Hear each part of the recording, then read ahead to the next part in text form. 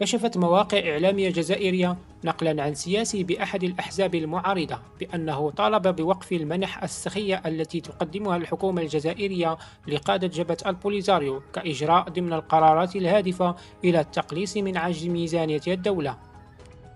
ووفق ذات المصادر فقد صرح السياسي بأن الجزائر صرفت مليارات الدولارات وضيعت سنوات من التنمية، موضحا بأن تلك الأموال الضخمة أضحى الشعب الجزائري اليوم في حاجة ماسة إليها لإنقاذ اقتصاده من الانهيار، ولا يمكنه مواصلة دعم مخيمات تندوف.